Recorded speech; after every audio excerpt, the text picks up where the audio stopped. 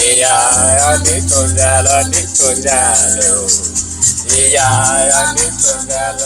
welcome back to Suja South Africa. I'm Nicky Nash in proud collaboration with Change Cars as always. And today I bring you a lovely car that you don't really see on the roads. But today I'm inside the Honda Fit. So you guys should be wondering, what's this Honda Fit? Why does it look familiar? Is it a new Honda Jazz? And I'm here to answer that question for you. This is basically the new Honda Jazz. They've changed the name. This is called the Fit. But the one I'm in is the hybrid. So I'm going to tell you every single thing you need to know about the one I'm in, the exterior look of the vehicle, interior look of the vehicle, and every single thing there is to know about the one I'm in. So starting with the exterior look of the vehicle, what do I think about the exterior look of the vehicle? So I do not like this car on the exterior look of the vehicle. In front only. In front, I feel like there's too much going on. It looks weird.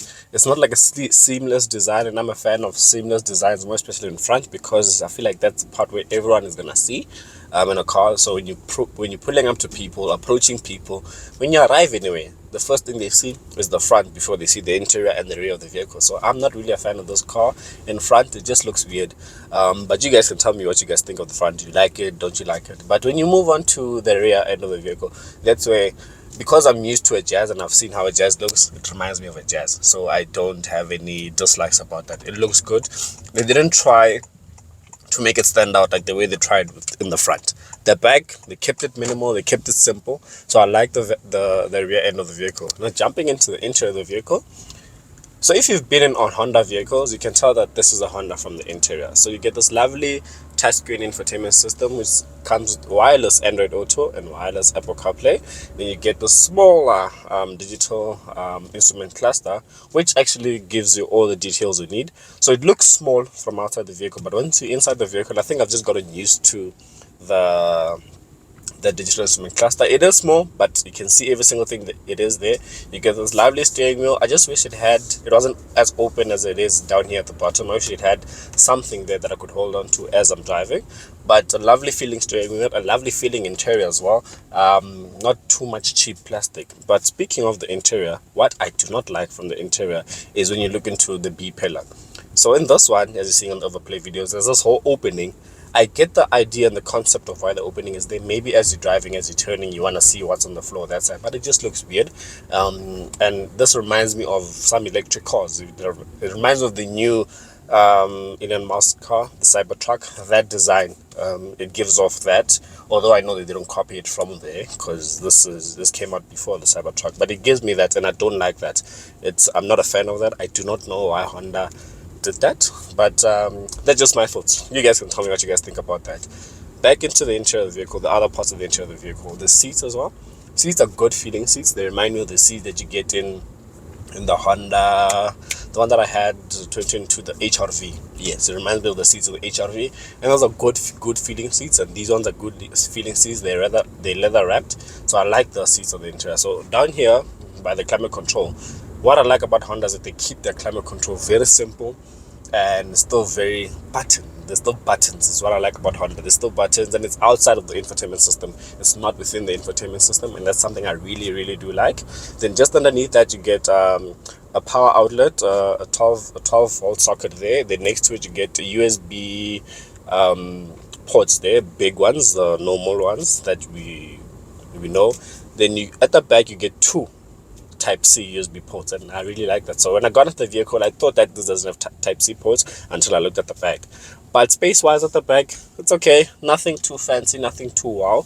The space is okay. For someone sitting at the back, you will enjoy it. And it's actually quite, the seats themselves at the back, they're actually quite comfortable. I do like the interior of this vehicle. If anything, the interior of this vehicle might just be the party piece, well, after the fuel efficiency. And now speaking of the fuel efficiency, time to speak about the drive of the vehicle and all of that.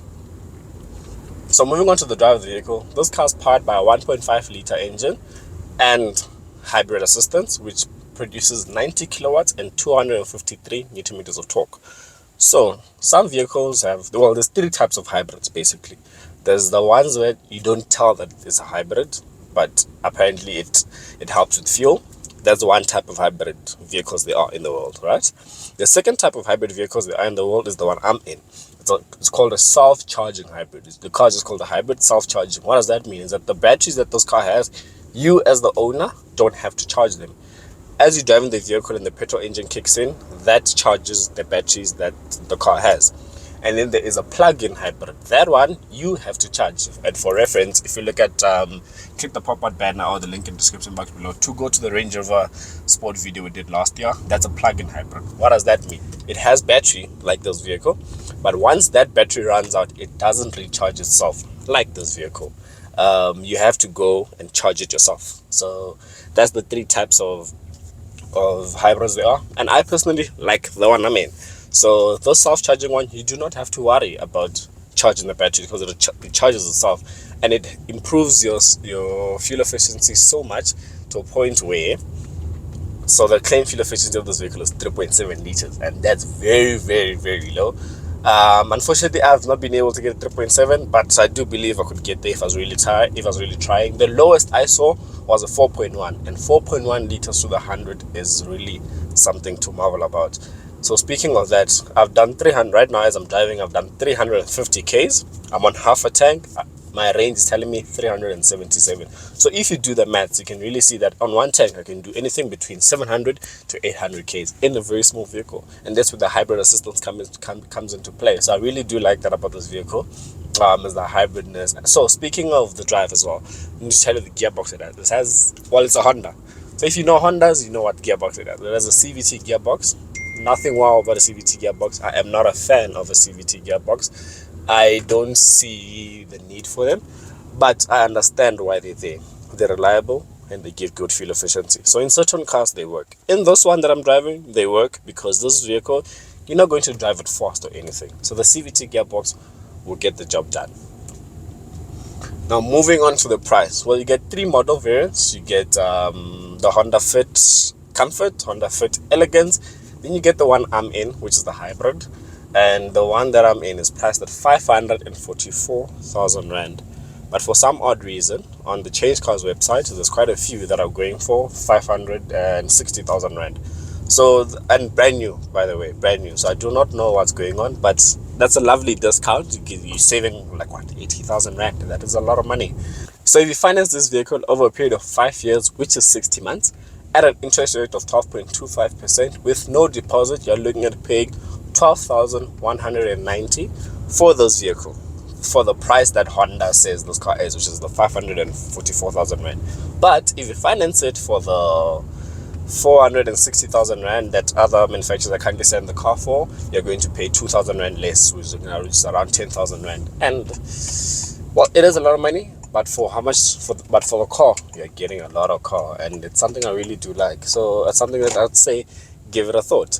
So now, if you want to see how much something costs, the vehicle costs, you can go to the CHANGECARS website, click the 3 things. There's these 3 lines on the top, whether it would be on your top left or top right, you should be seeing on the overplay video. Now click that, scroll down to what I can afford.